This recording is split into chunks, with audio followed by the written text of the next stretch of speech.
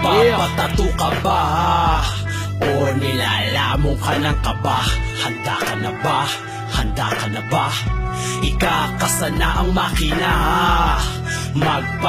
Maraming salamat sa pagsubaybay ng Kitty Chat Videos at ngayon nandito kami sa Paete, Laguna upang kilalanin ang ating napakagaling na manlililok ng trophies at plaques ng dutlutan na si Kaya ni Ray Diakala. Kung tawagin ako sa office niya ay bye. So, kikilalanin natin siya, kaya magtatanong ako ng ilang questions sa kanya.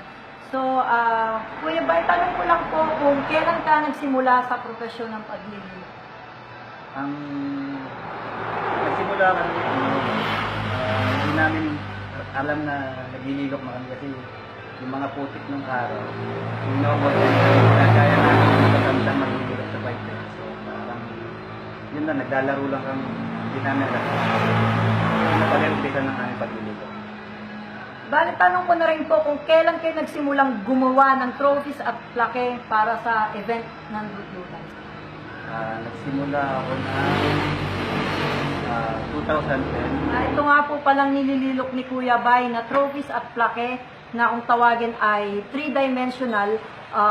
Originally, yung design po ay nanggagaling sa tribal at sila po ang nag-execute nito para ma-achieve yung 3D effect ng plaque at saka trophy. Baka pwede nyo naman po i-share kung sa anong galing siya, materials hanggang sa ma-achieve yung 3-dimensional na ganitong klase ng trophy at plaque.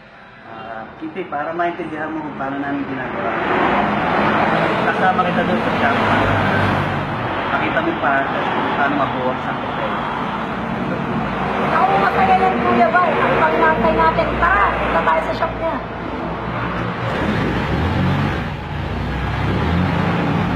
Dito na kami ngayon sa paggawa ni Kuya Bay. Tara.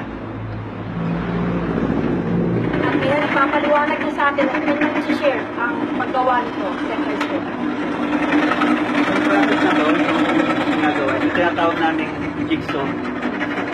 Yung kalimitan ginagamit ko sa paggawa ng logo ng rider. Nakikita nyo yung lagari na maliit lang. Sinususot yung letter.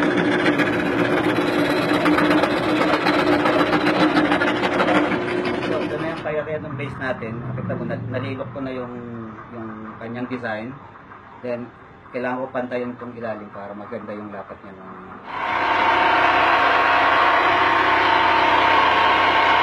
Ito yung tinatawag namin na pitokling. Sa malambot na kahoy para madali siyang upitin. Tapos, ito na yung padron ng trophy natin. I-tetrace natin ito para gawin dun sa bansuhan para matabas yung tamang laki.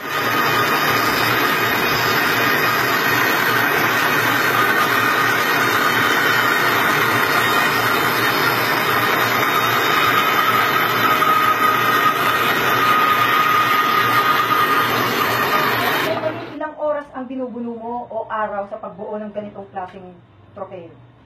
Depende kung actually madali buuin yung yung tropeo, pero yung aproban yung design tsaka yung detalye yun ang matagal, kaya so habang may gusto pa silang improve, pwede pa natin tirahin ng tirahin.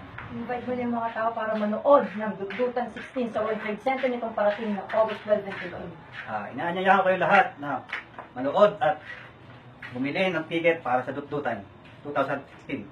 Maraming salamat po, Kuya Bay, sa pag-share ng kaalaman sa paglikha ng mabangis na mga tropeo at plaque ng Dutlutan 16. At muli, ito po ang Kitty Chat ng Dutlutan Tattoo Convention. Dutlutan na! Magpapatato ka ba? O nilalamong ka ng kaba? Handa ka na ba? Handa ka na ba? Ikakasa na ang makina.